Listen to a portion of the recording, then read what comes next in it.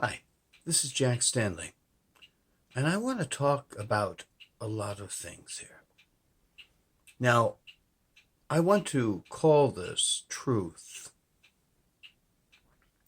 I want to talk about our understandings of things, our understandings of many what we call conspiracies.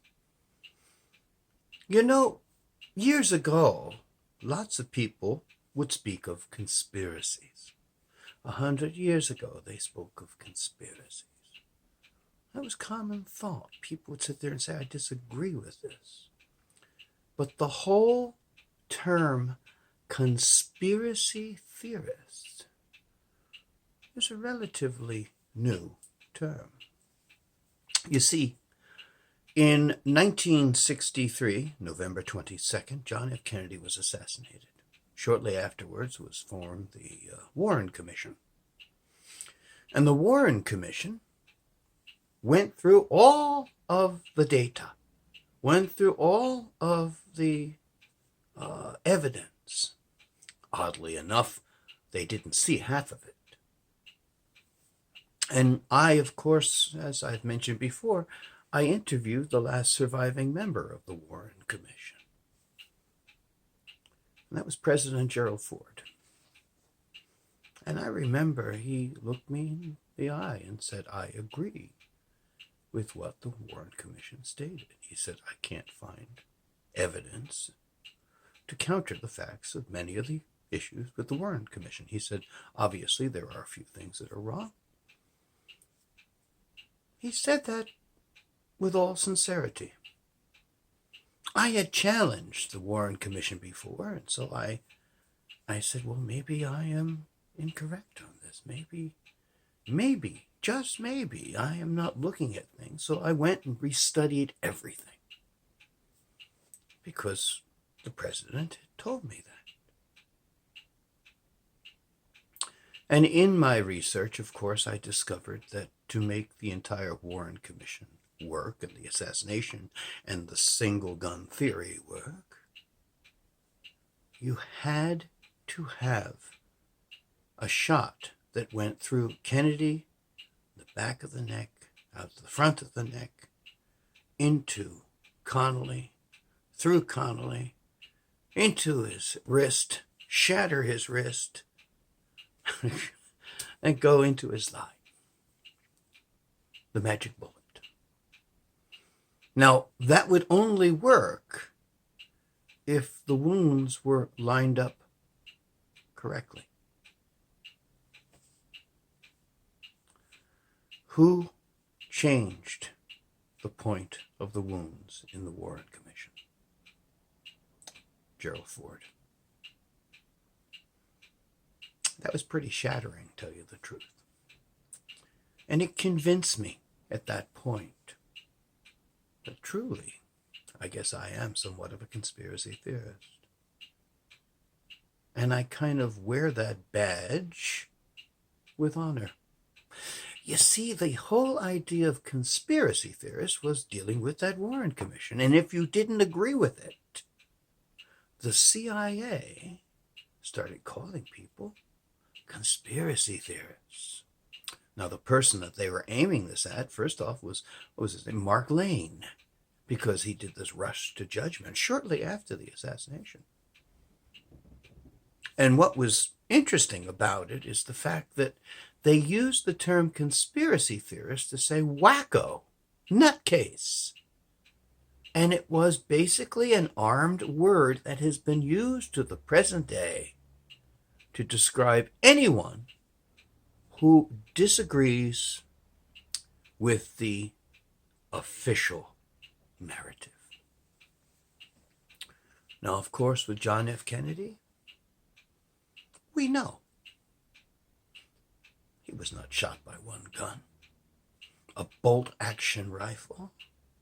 A bolt-action rifle with that kind of bullet isn't going to make a brain explode. Perhaps a hollow bullet will. And also the fact is, the wounds on the body don't correspond with what's in the Warren Commission. Nothing seems to correspond in many respects. This is very, very important. And while it was an honor to speak to President Ford, we weren't together to speak about the Warren Commission. It just happened to come up. It pains me to realize that there was a massive conspiracy and that probably the assassination of John F. Kennedy was indeed a coup d'etat. Conspiracies abound. Conspiracies exist here, there, and everywhere.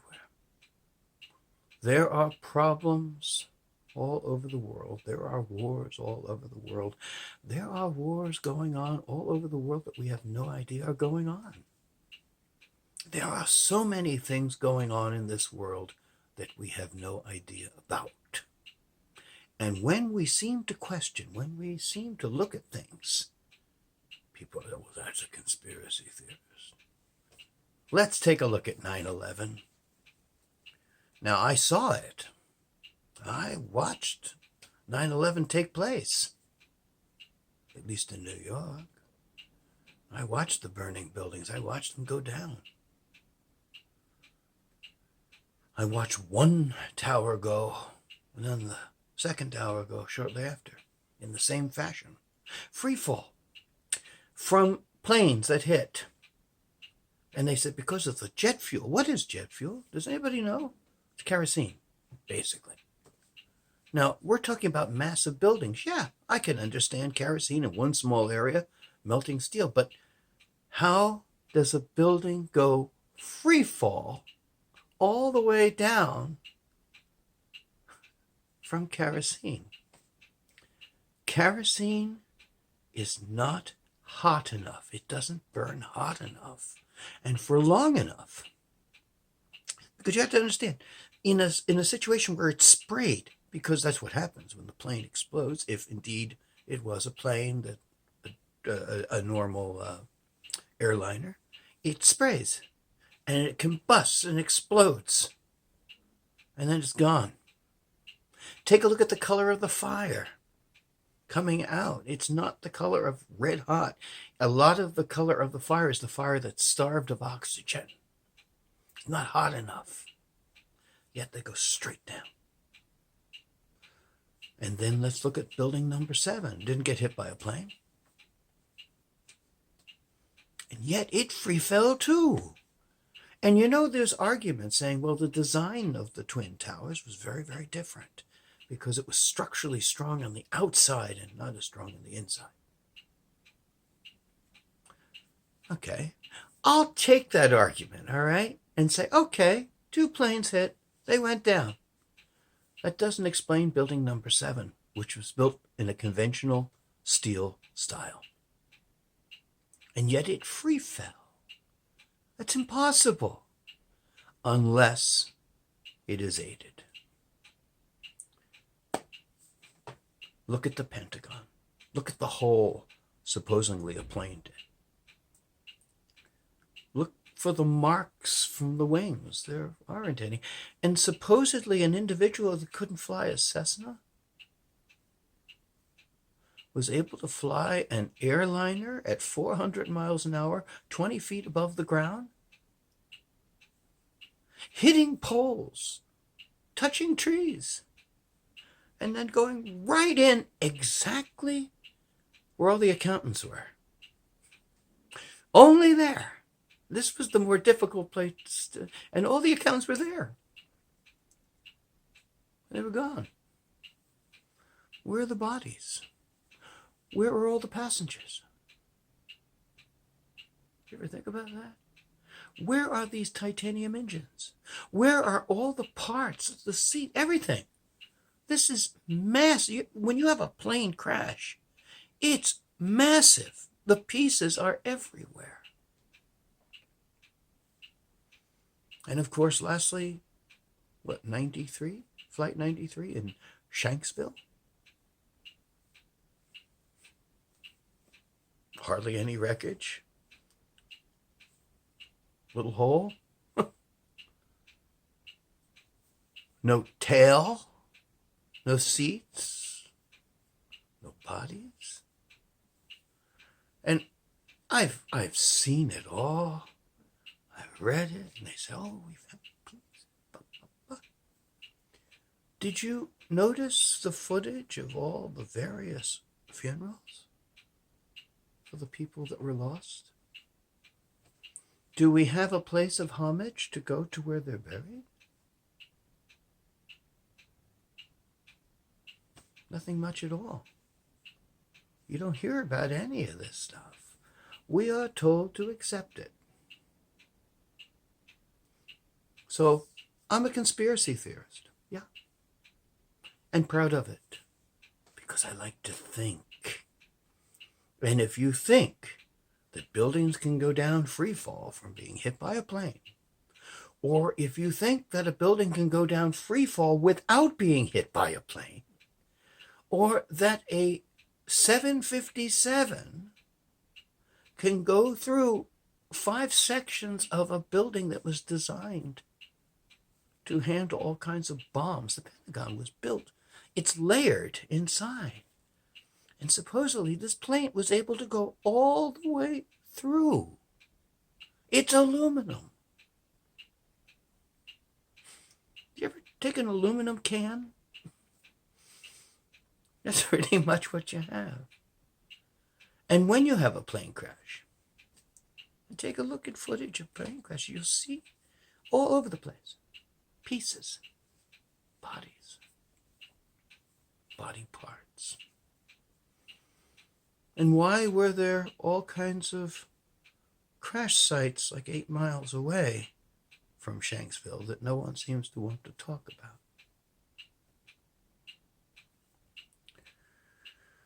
Why is everything hidden? Why is everything put away? Why are we told what to think? Why was 9/11? It's quite a question when you think about it. There was a reason for it. But do we totally know why? We don't. We don't know the whole story yet. We will. It's going to be long after we're dead. That story's not going to come out. You know, we still don't know about John F. Kennedy. Do you realize? Now, I remember the assassination of John F. Kennedy. But it's not going to be until every person who was involved, any person who has any degree of involvement with John F. Kennedy is dead. Because you know something, I don't think we really want to know the truth, and I don't think the truth is even available. Because as soon as the event took place, I am positive that half of the conspiracies about the assassination of John F. Kennedy were created by groups of individuals to totally take people off the real track. Lee Harvey Oswald. I don't think Lee Harvey Oswald fired a gun at all.